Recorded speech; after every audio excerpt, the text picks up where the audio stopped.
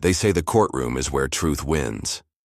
But what they don't tell you is how slippery truth becomes when dressed in suits and strategies, when filtered through trembling witnesses and the cold clicks of a stenographer's keys. That day, when I sat on the cold wooden bench, knees pressed together, hands clenched so tightly that my fingernails left crescent moons in my palms, I knew one thing with absolute clarity. My husband was about to lie under oath, and I didn't know what to do about it. The courtroom smelled of wood polish and nerves. The ceiling was high, the fluorescent lights humming overhead like a warning. My lawyer sat beside me, shuffling papers, whispering strategy, but her voice didn't reach me. Not really. I was watching Mark. My husband. Ex-husband, to be exact. At least, legally. But the severing of vows hadn't severed everything.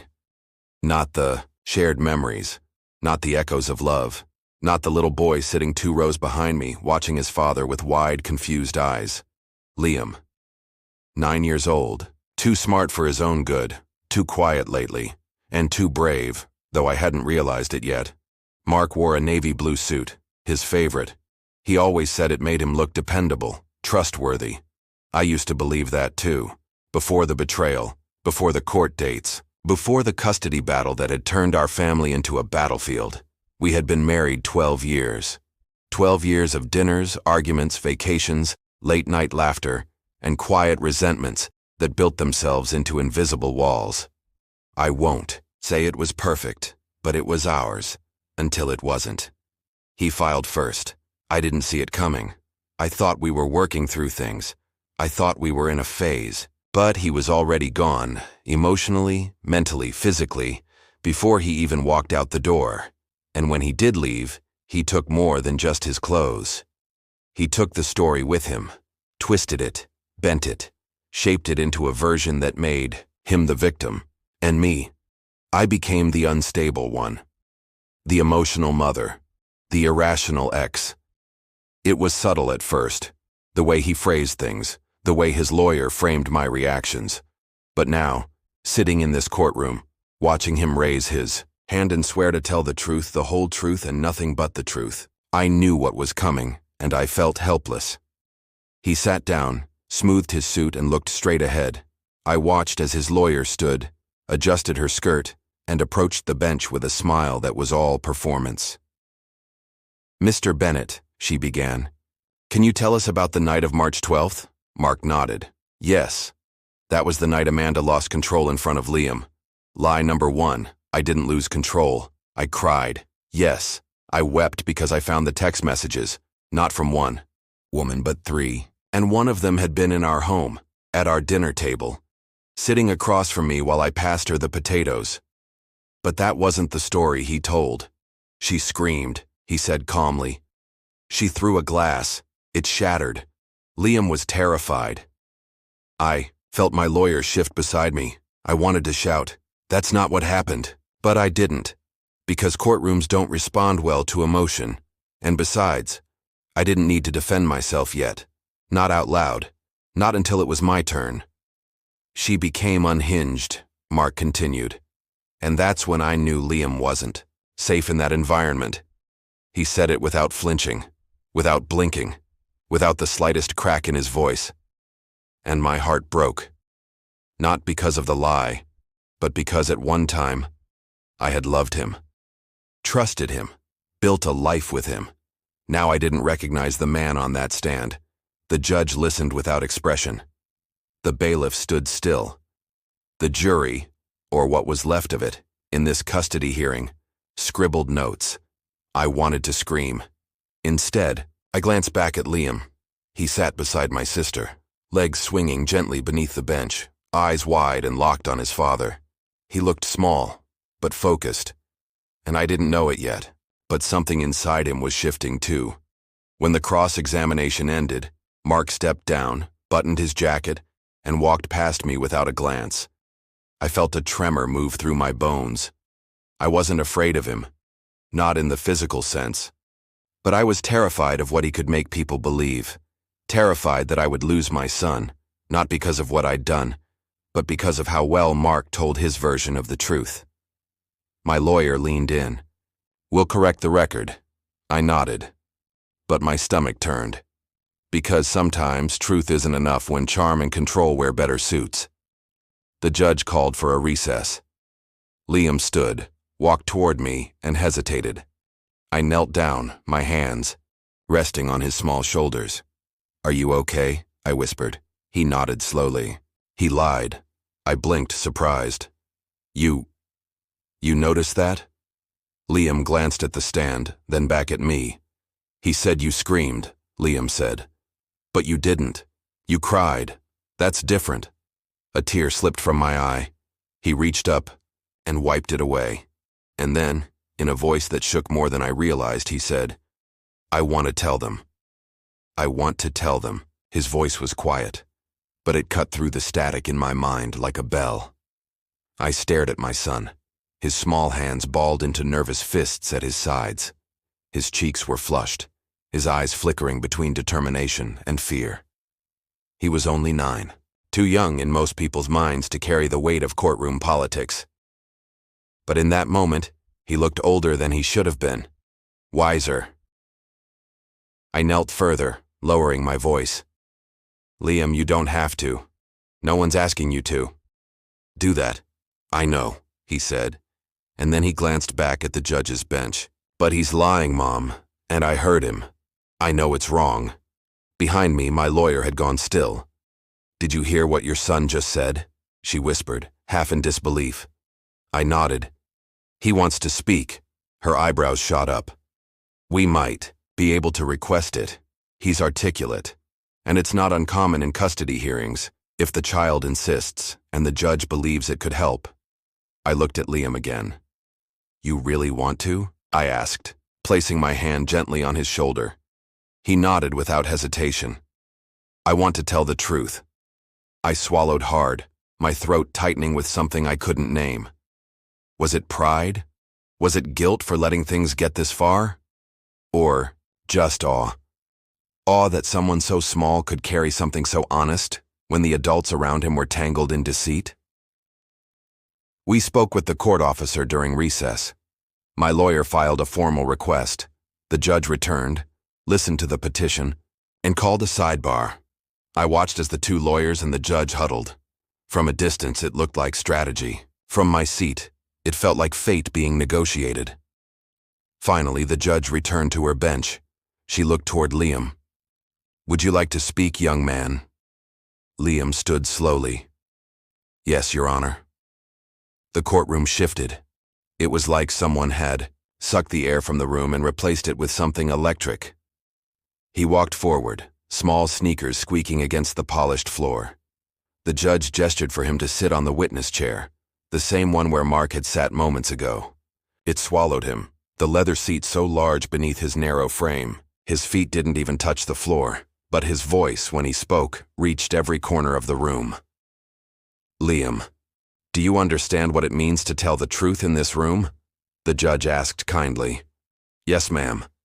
"And do you promise to tell the truth, the whole truth, and nothing but the truth?" He nodded. "I do." And then he began.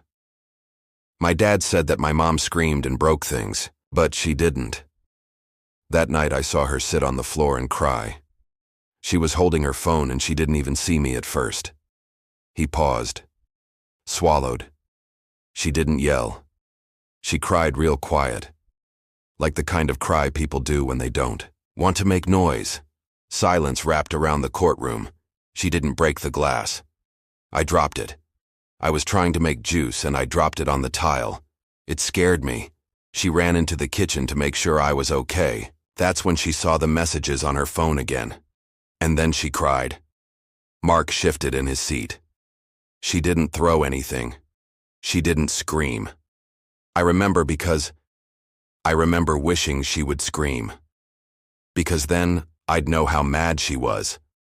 But she just cried and said, "I'm sorry you had to see this." He turned to the judge. She said sorry to me, even though she didn't do anything wrong. Tears ran freely down my cheeks now. I didn't try to stop them. I felt safe with her that night. Liam finished. "Not scared. Not like Dad said. I know they're fighting a lot now. but I wanted you to know what really happened." The judge leaned back. The room remained still. Liam looked toward me, and I met his eyes, eyes that had seen too much, but still carried light. "You did so good," I mouthed. He smiled. A small, tired, honest smile. The judge thanked him, and dismissed him gently. He walked back toward me, head held high. I reached out and took his hand. My lawyer leaned in, whispering, "That changed everything." And I knew it had. Mark refused to meet my eyes. I didn't care. Because that day, truth had finally taken the stand. Not through lawyers, not through evidence, but through a child who refused to let lies define his world. And for the first time in a long time, I believed we might be okay. After Liam stepped down from the witness chair, the courtroom felt like a different place. Lighter, not because the fight was over, far from it, but because the balance had shifted. The truth had cracked through the polished lies, and it had come not from a lawyer or a document or a heated cross-examination. It had come from a child. My child. And that changed the room. Liam sat beside me, his hands in his lap, not fidgeting. He looked calm, not smug, not triumphant, just calm. Like a boy who had been carrying something heavy for too long and finally put it down. Mark avoided looking at us. He busied himself with his phone, then with his pen, then with a sudden interest in a scratch on the table before him. His lawyer whispered to him quickly, her voice sharp but controlled. Damage control. I could see it in her body language. The judge called for a brief recess. I knelt next to Liam in the hallway. "I'm so proud of you," I said, brushing a piece of hair from his forehead. So proud." He shrugged. "I just told the truth." "You did," I said. "But that takes a lot of courage." He looked at me then. Really looked. "Does this mean I have to pick now?" "What do you mean?" "Which one of you I stay with." I swallowed. My heart twisted. He said it so plainly, as if choosing between parents was like choosing which shoes to wear. "No, honey. That's not how it works. Not exactly." "Then, how does it work?" he asked. "Because everyone keeps saying it's about what's best for me. But no one ever asked me what that is." I blinked. "What is it?" "What's best for you, Liam?" He looked down. "I don't want to hurt anyone, but I want to be with you. Not because I don't love Dad, but because with you I feel like I don't have to be careful." That broke me a little, because I knew exactly what he meant. Inside the courtroom, my lawyer leaned over. His testimony was honest and clear, and powerful. If the judge was on the fence before, she's not anymore. But Mark's team will push back, maybe argue, that Liam's memory was manipulated. That's where they'll go next. "Manipulated," I said. "You heard him. That was from him. No one told him what to say." "I know," she replied, "but they'll try anything." Mark was back at his table, his jaw tight, his hand gripping his pen so hard the plastic cracked. And I knew what he was thinking.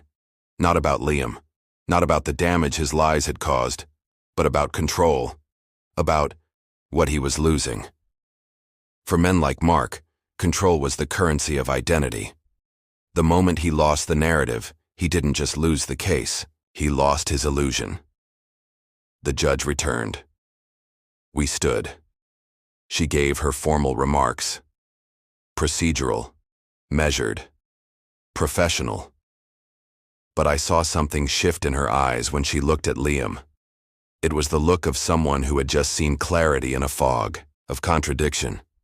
When court adjourned for the day, we walked back to the parking lot. Liam's hand slipped into mine, instinctively, naturally. My sister walked beside us, her face beaming. "You were incredible," she whispered to him. He smiled shyly, then squeezed my hand. At home, everything felt different. The same furniture, the same light through the curtains, but something inside me had settled, not relaxed. There was still a long road ahead, but realigned. I cooked dinner that night, Liam's favorite, baked mac and cheese, broccoli, and orange slices. We sat at the table, just the two of us, and it felt like the first real meal we'd shared in months. No distractions, no dread. Just food, warmth and a bit of laughter when he accidentally dropped a spoon. He looked up halfway through his meal and asked, "Do you think Dad's mad at me?" The question hit like a slow punch. I took a breath. "No, sweetheart. I think he's probably feeling a lot of things. But what you said in court, that was brave. And it was right. And if he loves you the way he says he does, he'll understand." Liam looked unsure. "I don't want him to be mad," he said softly. "I just want him to stop lying." I reached across the table and took his hand. Me too. After he went to bed, I stood in the hallway and watched him sleep, his chest rising and falling with the calm rhythm of childhood. I had nearly forgotten what that peace looked like on his face. My phone buzzed, a message from an unknown number. It was Mark. He crossed a line today. "You encouraged this." I stared at the screen, my jaw tightening. There was no apology, no reflection, just deflection, just blame. I typed, then erased. Typed again. Finally, I sent. "He told the truth. You should try it sometime." No reply came. I didn't need one. The days that followed were quiet on the surface, but I could feel the undercurrent of tension rising. Court wasn't scheduled again until the following week, but the case was very much alive, in emails, in legal filings, in phone calls that came at night when Liam was asleep.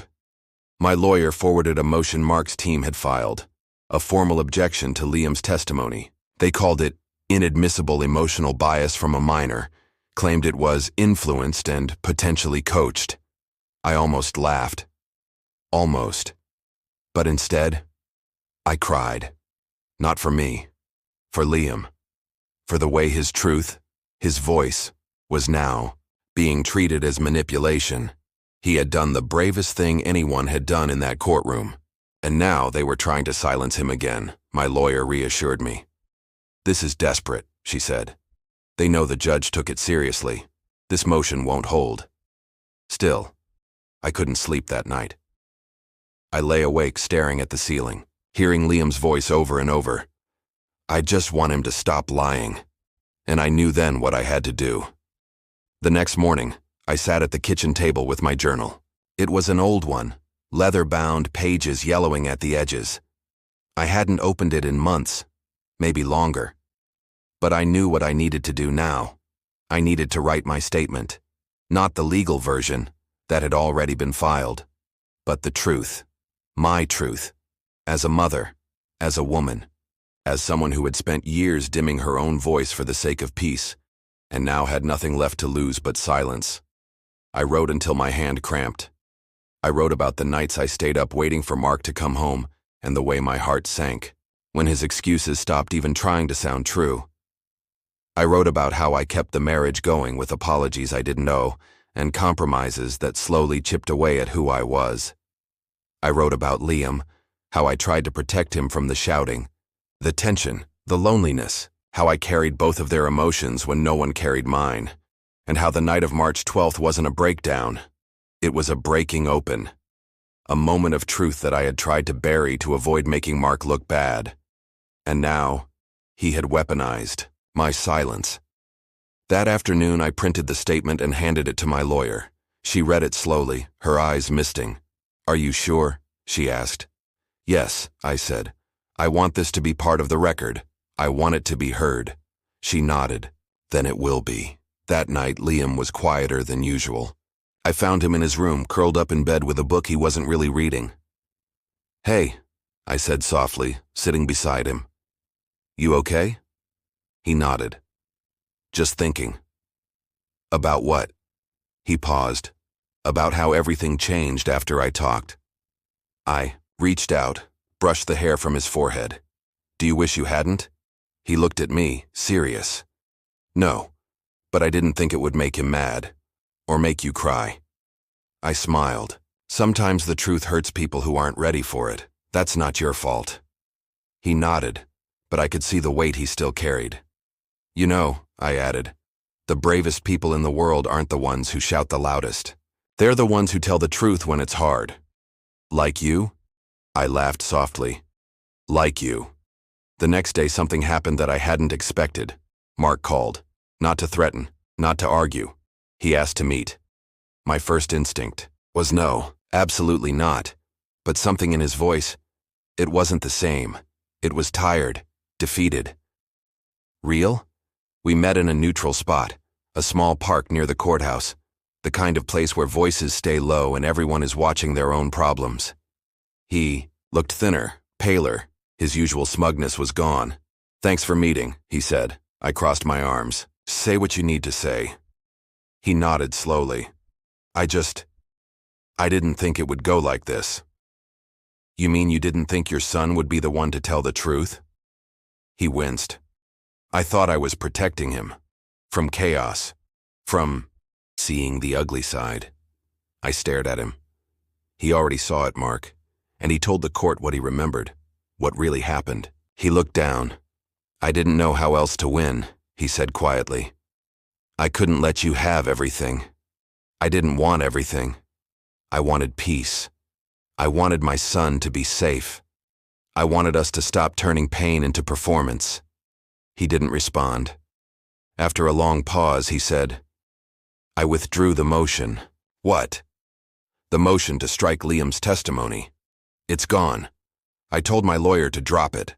I was stunned." "I hurt you," he added. "I see that now. And I twisted the story because it was easier than facing my own part in it. I'm not asking you to forgive me, but I want Liam to forgive me someday." It was the closest thing to an apology I had ever heard from him, and maybe the closest I would ever get. I nodded. "Thank you." We sat there in silence, two people who had once been each other's whole world, now just trying to find a way to be decent co-parents. Before we parted, he said, "He's lucky to have you." I didn't reply. I didn't need to. The next court date came with less tension. Mark's team was subdued. My lawyer submitted my statement. The judge read it carefully. No more objections. No more lies. When the ruling finally came, it was firm and fair. Shared custody. But Liam would live primarily with me. Stability, structure, support. And a note. This court finds the minor child's testimony to be both credible and influential. Liam smiled when I told him. "I get to stay home?" he asked. "Yes." He hugged me, tighter than he had in weeks. And for the first time in a long time, I felt like the future might actually be ours to shape again, not built on fear, but on truth. The house felt different after the ruling, not because the walls changed, or the rooms became bigger, or because anything material shifted, but because the tension that once clung to every corner had finally been peeled away. Liam unpacked his duffel bag in silence. It was the third time that week he had gone back and forth between homes, but this time was different. This time there would be consistency. A rhythm. He was going to live here. Full time. And he knew it. "I think I want my desk by the window now," he said, holding a stack of books. "Sure," I said with a smile. "You want help moving it?" He nodded. We rearranged furniture for an hour. His room took shape again. Not as it had been before the divorce, not as a reconstruction of the past, but as something new, something that belonged to him now. A space where he could just be a kid. When we finished, he stood in the middle of the room, arms crossed, eyes serious. "You think he's really okay with this? Your dad?" He nodded. I hesitated. "I think he wants to be. I think he's trying." It wasn't a lie, not exactly. It was a hope spoken aloud. Liam didn't press it. He just nodded again and turned toward the window. That evening, I made spaghetti, his favorite. Not the boxed kind, but the version I had learned from my grandmother. Slow-simmered sauce, real herbs, garlic bread from scratch. The kind of dinner that says you are safe now without needing to be spoken. We sat across from each other at the table. Liam twirled his fork, then looked up. "You're different now." I blinked. "Different how?" "Before, you were always looking at your phone. or staring out the window. Even when you smiled, your eyes didn't match. Now they do. I felt my throat tighten. You noticed that? He shrugged. Kids notice everything. I reached across the table and took his hand. Thank you, I said. He tilted his head. For what? For seeing me? For being brave? For still being a kid after all of this? He grinned. Still working on the kid part, but I think I'm doing okay. That night, as I stood in the doorway of his room watching him sleep, I realized something I hadn't dared think before. We had made it through the fire, not untouched, but not ruined either. In the following weeks, life slowly rebuilt itself. I returned to work. The office welcomed me back like I hadn't been gone, but I could tell by the extra glances, the longer hugs, that people had been watching, not in judgment, but in solidarity. Everyone knew what had happened, or at least the shape of it. No one asked too many questions. One afternoon, my boss pulled me aside. Take your time, she said. Whatever time you need. I nodded. Thank you. But I think I'm ready. And I was. Not to jump back into full productivity, but to use my brain again. To remember that I was more than a courtroom defendant or a mother on edge. I was still me, a woman with ideas, ambition, and something left to build. At home, Liam settled into his routines: school, chores, weekend projects. We started a small herb garden on the patio, a tray of basil, mint, and cilantro. We watered it together every morning. He named the basil Commander Green.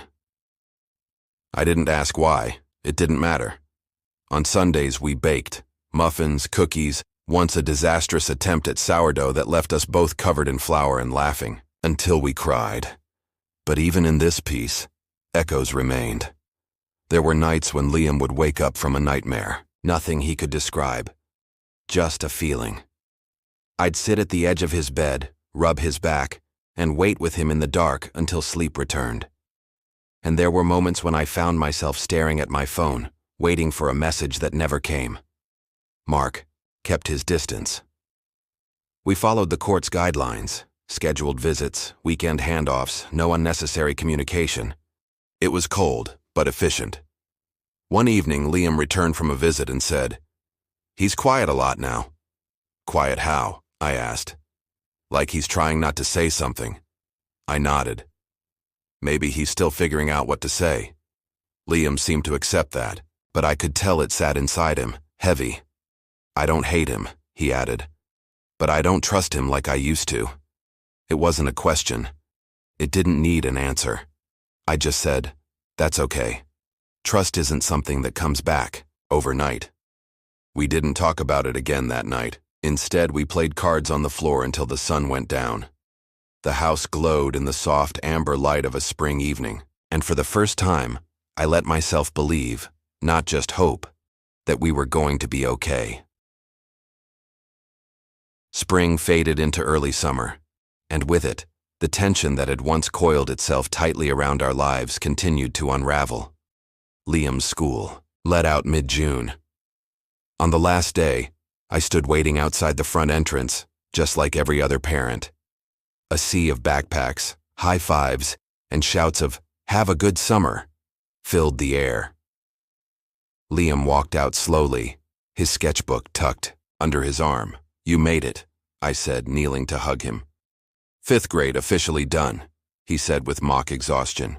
"Now I'm practically ancient." "You'll be shaving by next week," I teased. He rolled his eyes. "Not funny, Mom." We went out for ice cream to celebrate. 2 scoops of vanilla for him, 1 scoop of coffee chip for me.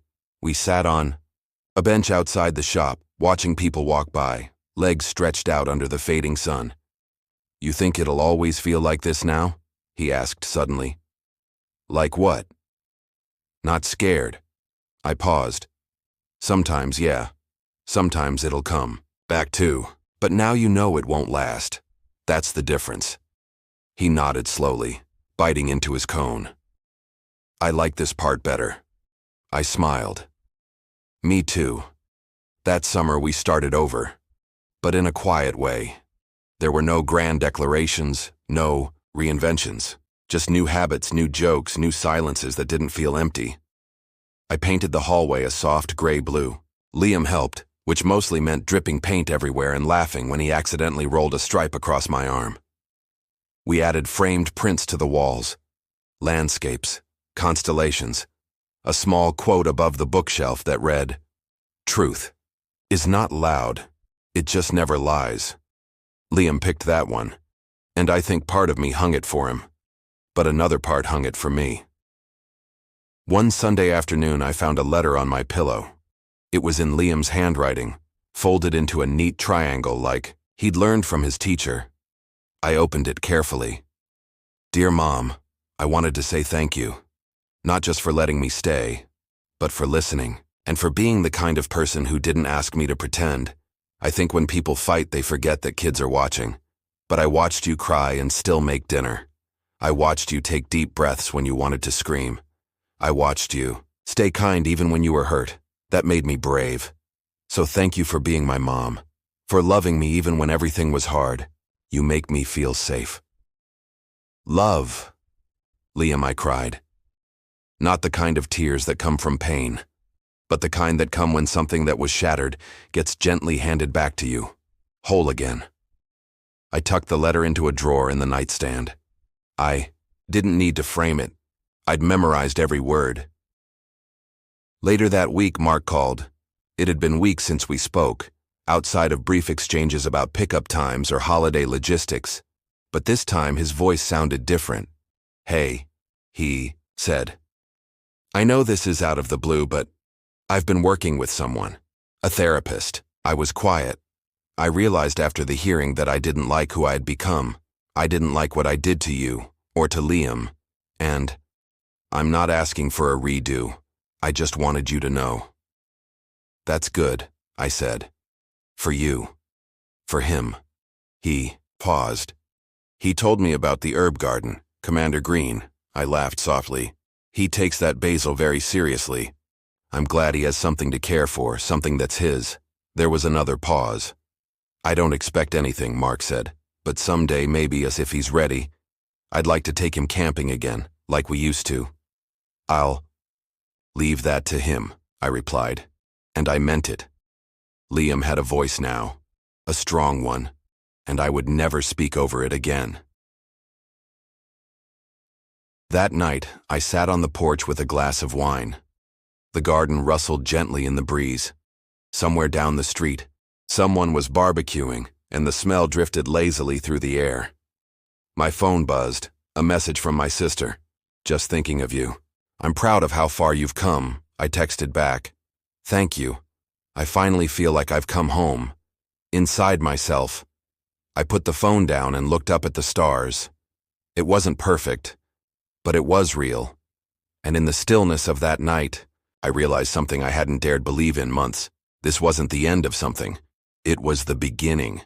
Not of a new relationship, not of a clean slate, but of a life where truth didn't hide in silence, where love didn't come with conditions, where a mother and her son could just breathe together.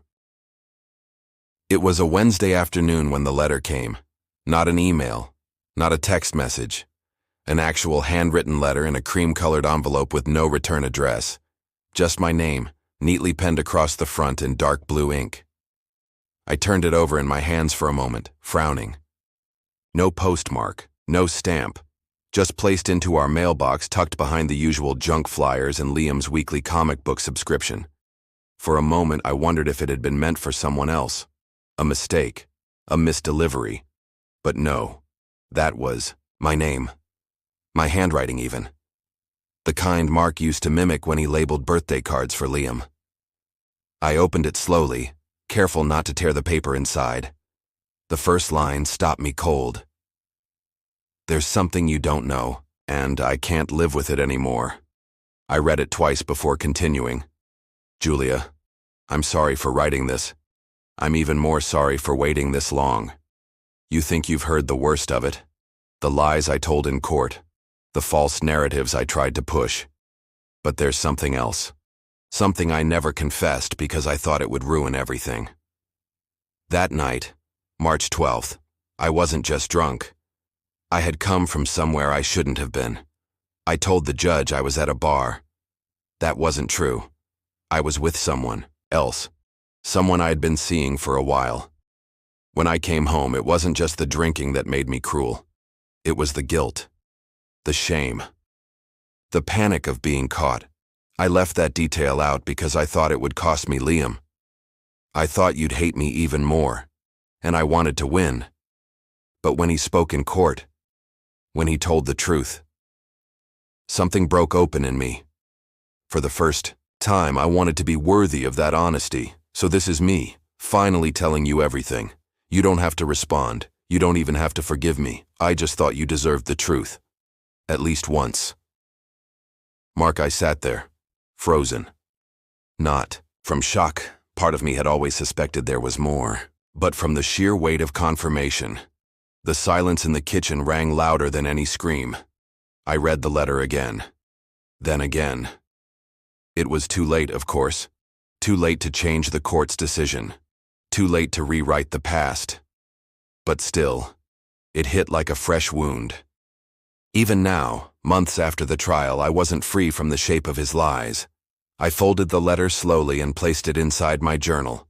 Not to keep it, not really, but to remind myself that the truth eventually rises, even when it arrives, long after the damage is done. That night I didn't sleep well. Liam noticed. Did someone say something bad again? He asked over breakfast, his voice cautious. No, I lied, smiling faintly. Just a weird dream. He narrowed his eyes. You always say that when something's wrong. I paused, then pulled the journal from the counter. I opened to the page with the letter still tucked inside and handed it to him. You don't have to read it, I said, but I don't want to keep it from you. He stared at the envelope for a long moment before sliding it out. His eyes moved, slowly across the page. When he finished, he folded it back up and looked at me. Not with anger, but with something deeper. A kind of tired knowing that no child should have to carry. I figured. He said quietly. You did? I saw a message once, a name I didn't know, on his phone. I didn't understand what it meant, but I think I do now. My heart cracked. I'm sorry, Liam. You didn't do anything.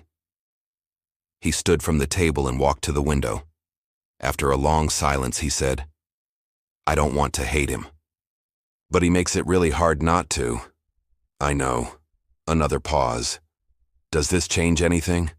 He asked. That's up to you, I replied. But it doesn't change how proud I am of you, or how loved you are. He nodded slowly. And then, in the quietest voice, I don't want to see him for a while.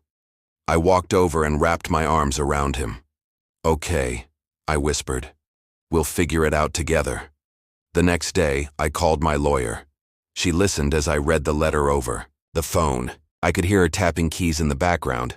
Well, she said finally, it doesn't change custody, but it could impact future visitation if Liam expresses emotional distress.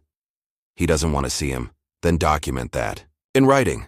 And we'll request a temporary pause. It felt like closing a door. And this time, I wasn't the one who slammed it. Mark texted 3 days later. A single message. Did you get the letter? I didn't reply. Not out of spite, but because there was nothing else to say. He had finally told the truth. But sometimes, truth comes too late to fix anything. And even so, it mattered, because now Liam and I had clarity. And in that clarity, we could begin again. For real this time. The next few weeks unfolded in silence. Not the painful kind, but the intentional healing kind. The kind of quiet that lets things settle. That allows broken ground to rest before anything new can grow. Liam didn't ask about the letter again. He didn't mention Mark. He didn't even touch his phone when it buzzed on Sundays, the usual time when his father would check in about their weekly visit. He spent most afternoons drawing in the garden, sketchbook propped on his knees, sunlight dancing through the basil leaves. Commander Green, still strong, still standing tall, still alive. Sometimes he drew comic panels, stories about kids who told the truth and the sky opened up to reward them with stars. Sometimes he drew animals with capes, sometimes just trees. He stopped asking to play music while he worked.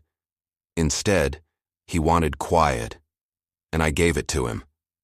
Inside, I started cooking again. Not just meals, but the kind of food that takes hours: stews, baked bread, old family recipes I had stored in a tin at the back of the pantry. There was something sacred about it, not for anyone else, not to impress, just for us. One evening, after Liam had gone to bed, I sat on the back steps watching the last light fade. The garden glowed softly. Wind moved gently through the plants, and then a voice. "I'm sorry." I turned. Mark was standing at the edge of the yard outside the gate, hands in his pockets. No sign of anger, no raised voice, just stillness. I didn't say anything. He waited. "I wasn't going to come," he said, "but I wanted you to see that I meant it. The letter. I know you meant it," I said. He nodded. "And I know it doesn't fix anything." Silence. "He doesn't want to see you right now," I added. I figured. Another pause. "He's strong," Mark said. "Stronger than I ever was at his age." "You taught him to lie," I replied. "And then he chose not to. That's strength." Mark's shoulders dropped a little. "I keep replaying it," he said. "That moment in court, the way his voice didn't shake, the way he looked at both of us." I nodded. "He found his voice. I didn't expect it to hurt this much," Mark admitted. "Telling the truth. It always hurts," I said. "But it heals too. If you let it." We stood there for a long moment. Him outside the gate, me still sitting on the steps, a visual metaphor for everything that had become of us. A distance still there, but a path visible if someone wanted to cross it. "I don't want to be the villain in his memory," Mark said quietly. "You don't get to choose that," I replied. "But you get to choose what you do next." He nodded once more, then turned and left. Later that night, Liam walked into the kitchen. "I saw him through the window," he said. I figured. "I didn't go out." "That's okay." He poured himself a glass of water and leaned against the counter. "Do you think he meant it? The apology?" "Yeah. Yes," I said honestly. "But meaning it doesn't erase it, that's something adults forget sometimes." Liam nodded. "Can you mean something and still not be ready to fix it?" "Definitely," I said. "But fixing it starts with showing up, and being consistent, and patient." He was quiet for a moment. Then, "I want to write him a letter, not now, but maybe later." "You can, whenever you're ready." Summer waned, and September whispered around the corners of the house like a quiet reminder. Time keeps moving, even when you're not sure where it's going. Liam started 6th grade with a new haircut and a new backpack. His homeroom teacher said he was quiet but focused, polite but guarded. "He listens deeply," she said. That sounded about right. I started journaling again. At first, just a few lines here and there, then full pages. About the smell of tomatoes ripening on the vine. About the ache of an empty marriage bed that no longer felt sad, just restful. About the strange freedom of not needing anyone's permission to feel joy. One evening I wrote, "Healing isn't loud. It's a series of small decisions that no one claps for." And that became my mantra. Every time I smiled without guilt. Every time I let Liam choose silence instead of explanation. Every time I forgave myself for staying too long, or not leaving sooner. In early October, something unexpected happened. An envelope arrived, but this time addressed to Liam. Inside, a card. The cover had a drawing of a redwood tree. Inside, only a few words. "To my son. I'm learning to be the kind of father you deserve. Love, Dad." Liam didn't cry. He read it twice, then tucked it into his sketchbook and went back to drawing. That night, he placed the card on his nightstand, beside his lamp. "I'm not ready yet," he said. "You don't have to be. But I think I will be. One day." "I know you will," I said. He smiled faintly. "You were right." "About what?" "Truth really does come back, even if it's late." I kissed his forehead. and it always leaves something behind. The first time I saw the man with the bookstore eyes, he was holding a copy of The Velveteen Rabbit.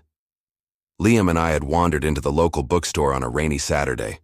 It wasn't a big store, more of a neighborhood hideout tucked between a bakery and an antique shop. The kind of place where the scent of old pages and fresh coffee wrapped around you like a blanket. He stood by the children's section, reading silently. The book in his hand looked worn, well-loved, like someone had thumbed through it hundreds of times. He noticed me watching and smiled. Not the kind of smile that asks for anything, but the kind that simply acknowledges. I smiled back and returned to Liam, who was sitting cross-legged on the floor flipping through a graphic novel. The man didn't approach, didn't speak, just returned to reading. But something about his quiet presence stayed with me. When we got home that evening, Liam dropped his umbrella by the door and said, "You were looking at that guy." I blinked. "What guy?" "The one with the rabbit book." I laughed, a little embarrassed. Was I that obvious? He shrugged. He looked kind and sad. I paused. "You think so?" Liam nodded, then wandered off to his room like it was just another observation, not the quiet spark it had ignited in me. The second time I saw him, it was 2 weeks later. Same bookstore. This time, he was helping a young girl, maybe 10, maybe 12, find a poetry book. He crouched beside her, asked gentle questions, and listened like the world depended on her answer. I watched from the history section. There was a softness to him, a kind of reverence for the moment that felt rare. He looked up and saw me. Another smile. This time, he walked over. "Hi," he said. "I think we both have a habit." I laughed. "Guilty." "I'm Ben," he said, extending a hand. "Julia." He glanced toward Liam, who was tugging at a book with a dragon on the cover. "Your son." "Yes, that's Liam. He looks like he reads with purpose. He does everything with purpose." Ben's smile deepened, and for a moment we stood there in the quiet hum of the bookstore, surrounded by stories we hadn't read yet.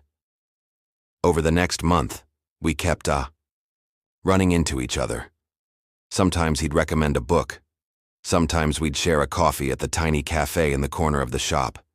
Sometimes it was just a nod and a smile across the shelves. It wasn't romantic. Not yet.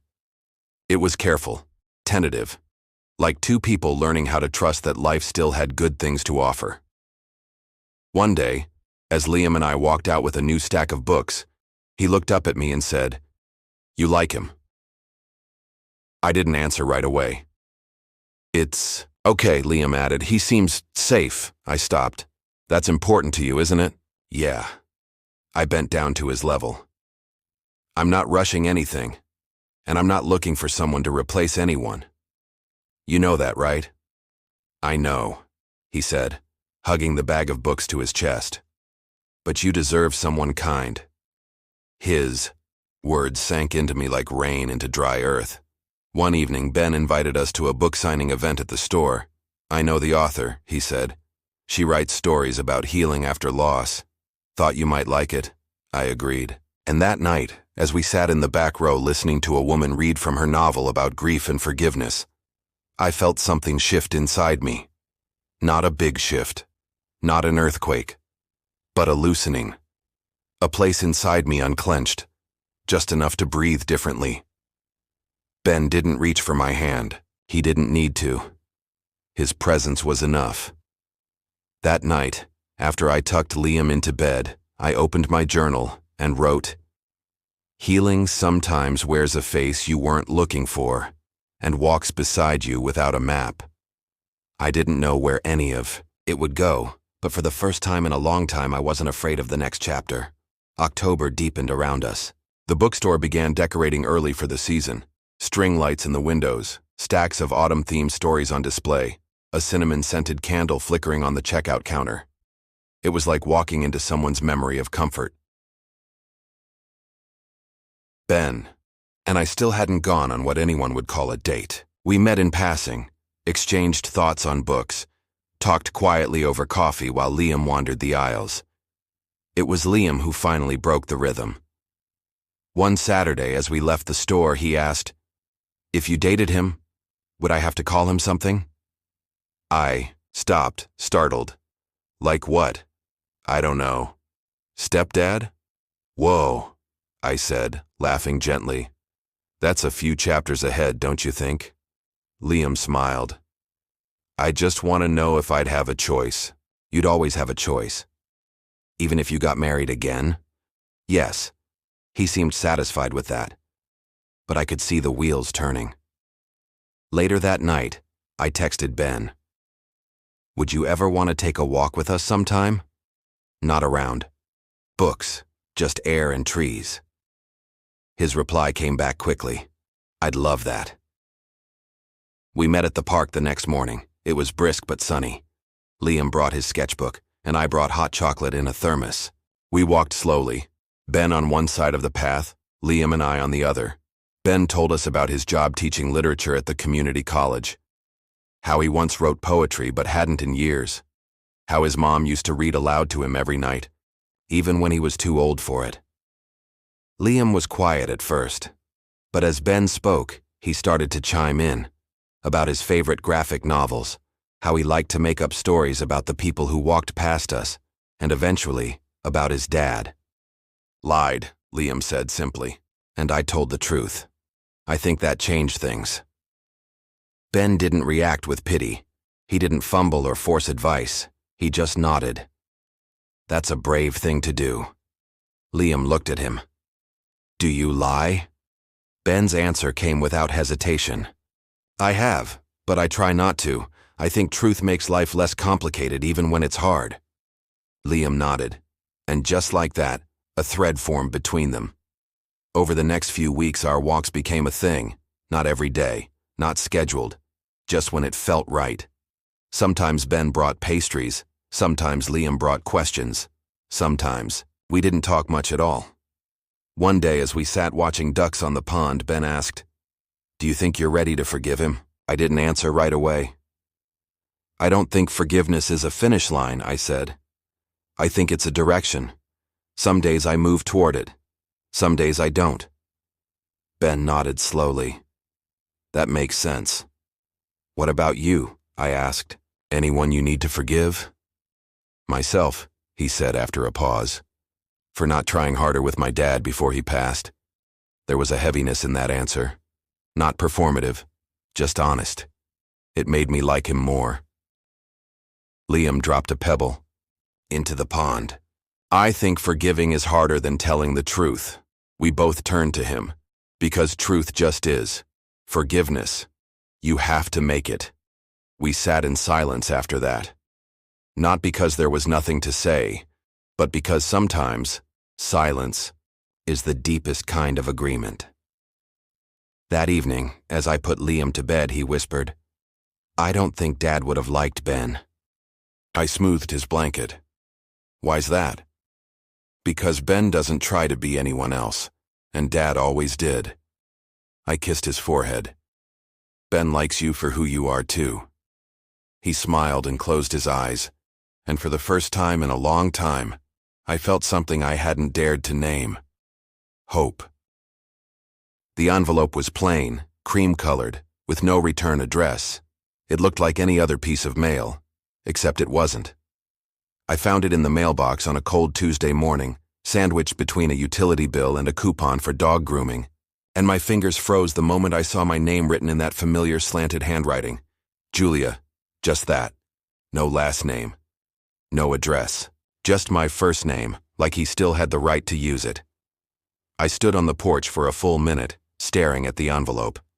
Then I took a breath I didn't know I was holding, walked inside, and placed it on the kitchen table without opening it. Liam was still asleep. The house was silent. And yet, the letter throbbed on the wood like a living thing. I made coffee, fed the cat, folded laundry. I did everything I could to pretend I wasn't thinking about it. But that envelope might as well have been shouting. It wasn't until Liam came downstairs rubbing his eyes and mumbling about cereal that I finally picked it up. "You okay?"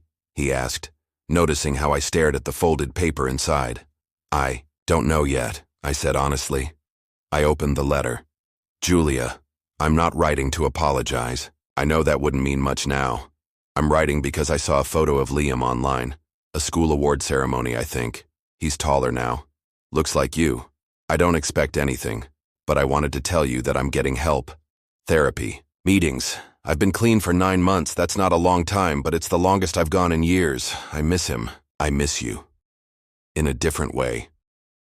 I miss who we were before everything went wrong. I don't want to disrupt your life. I just needed you to know that I'm trying. If there's any space in your world for a visit, even a supervised one, let me. I know Mark. I read it 3 times. Liam had sat down at the table and was spooning cereal into his mouth, watching me with quiet curiosity. It's from Dad, isn't it? I looked up. Yes. Is he sorry? No. But he says he's trying. Liam didn't say anything for a moment. Then, are we supposed to forgive him now? I sat down across from him. We're not supposed to do anything. We get to decide what we're ready for. Liam looked at the letter. I don't know if I want to see him. That's okay. But I also don't know if I don't want to. That was the hardest part, really. The in-between. The ache of not knowing what's right because nothing feels fully safe. I showed the letter to Ben that evening. He didn't say much, just read it slowly, twice, then handed it back. I'm here, he said. Whatever you decide. And if you don't decide right away, that's okay too. Liam's torn. You are too. I nodded. Ben wrapped his arms around me, and I let my head fall to his chest. I just got used to peace, I whispered. I'm scared of letting him shake it all up again. Then protect your peace, he said. That's not cruel, that's brave. But peace, I was learning, isn't the absence of conflict. It's the ability to face the storm without letting it swallow you whole. That night I wrote back, Mark, I read your letter. Liam knows you wrote. He doesn't know what he wants yet, and neither do I. I'm glad you're getting help. I hope you stay on that path, whether we're part of it or not. For now, we're okay where we are. If Liam ever decides he wants contact, I'll support that. But we need time. Julia, I didn't send it right away. I placed it on the windowsill, beside a candle Liam made me in art class. Let it sit there like a symbol of unresolved things. A letter, waiting for the wind. The next day, Liam came into the room while I was reading. I think I want to write him back, he said. I looked up. You don't have to. I know. But I want to tell him what I feel, even if it's messy. And so we sat together at the table again. This time, he wrote the words. I didn't read them. I didn't ask to. It was his voice, his choice, his moment. When he finished, he folded the page neatly, slipped it into an envelope, and handed it to me. Can you mail it? I nodded. And just like that, another chapter began. The letter was mailed the next day. No return address, no fanfare, just a boy's handwriting inside an envelope placed gently in the outbox at the post office. Liam didn't say much afterward. He didn't need to. The act itself had spoken louder than any follow-up conversation. In the days that followed, life returned to a fragile rhythm. School, dinner, walks, laughter. But beneath it all, there was a quiet waiting. Not desperate. Not fearful. Just expectant, like waiting for a wave you're not sure will ever hit the shore. Ben noticed it too. One afternoon, as we sat in the park watching the golden leaves fall around us, he asked, Do you want him to write back? I considered the question carefully. No, I said finally, but I think Liam does. And if he doesn't, then Liam will know he spoke his truth and it landed where it needed to. Ben nodded and looked at the pond. That kind of honesty takes more courage than most adults have. I looked at him. Including you? He gave a small smile. Especially me. 2 weeks passed with no response. Then, on a Thursday morning, another envelope arrived. Same handwriting, this time addressed to Liam. I held it in my hands like something sacred, unsure whether to open it, hide it, or burn it. Instead, I knocked on Liam's door. He was doing homework, sprawled on his bed with a pencil behind one ear. "This came, for you." He sat up, took the envelope, turned it over in his hands. He didn't open it right away. "Do you want me to read it with you?" I asked. He shook his head. "I want to do it alone first." So I stepped out. 15 minutes later, he found me in the kitchen. "I think he's really trying," he said. "Okay." He said I was brave, and that he's proud of me. That's true. You are. And he should be. He didn't ask to see me. Just said he hopes one day we'll talk again. And how does that make you feel? Relieved and kind of sad. I reached out and took his hand. "That's okay. You can feel both." The next week, Liam asked if we could go visit the old aquarium on the edge of town, the one we hadn't gone to since before the divorce. "Just us," he said. "Like before. I want to remember it, but differently." So we went. The place hadn't changed much. Still smelled of salt and popcorn. Still had the same sleepy stingrays and slow-moving jellyfish. We walked through the exhibits like travelers in a familiar land, but this time we weren't running from anything. We were reclaiming. Near the exit, there was a wall where people could write messages and pin them up. Wishes, prayers, memories. Liam wrote something, folded the paper, and stuck it to the corkboard. I didn't ask what it said, but as we left, he looked up at me and said, "I think I'm ready to stop waiting." That night, I stood on the porch and breathed in the autumn air. The stars were out. The street was quiet. Peace, I realized, doesn't always come as a gift. Sometimes it's something you build. Word by word, choice by choice. Ben joined me, 2 mugs of tea in hand. He handed me one and said nothing. After a long silence, I turned to him. "I didn't think I could get here. But you did. Because I had to.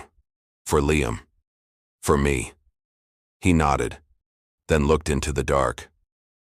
"I think love shows up in strange ways," he said. "Sometimes it walks away. Sometimes it stays. Sometimes it shows up wearing bookstore glasses and carries too many regrets." I smiled.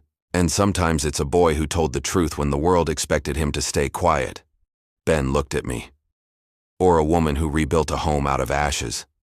We clinked mugs and sipped in silence. Inside, Liam slept soundly, and I, for the first time in years, felt like I was finally where I was supposed to be.